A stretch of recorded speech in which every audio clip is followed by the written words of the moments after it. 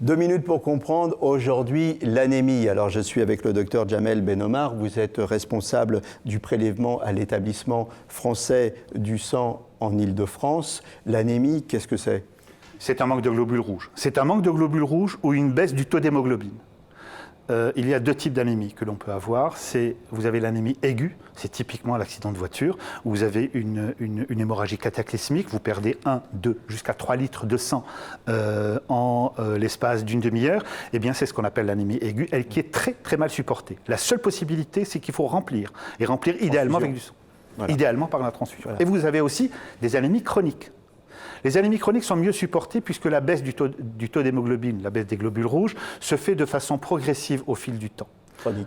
Chronique, exactement. Et en fonction du type de pathologie, parce l'anémie n'est qu'un signe clinique. Ce qu'il va falloir chercher, c'est l'origine de cette anémie.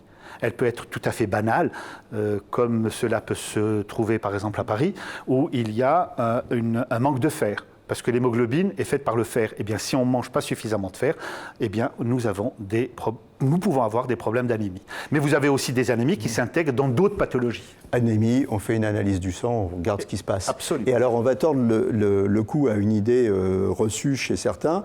C'est pas parce qu'on donne son sang qu'on est anémique derrière. Ça n'a rien à voir, hein, on est d'accord. Nous n'allons pas rendre malade un donneur, puisqu'il est contrôlé. C'est votre fonds de commerce, ces donneurs. Vous n'allez pas les tuer quand même. À chaque don que fait un donneur, il y a une numération qui est faite à la recherche du taux de globules blancs, de plaquettes ou de globules rouges. Quelle que soit l'anomalie, le donneur est averti par un courrier, on l'appelle si c'est urgent, et pour refaire un contrôle, et éventuellement le proposer à son médecin traitant pour proposer une thérapeutique. Voilà, pensez à donner votre sang, c'est très très important, puis en même temps, ça vous fait une petite analyse sanguine gratuite comme ça.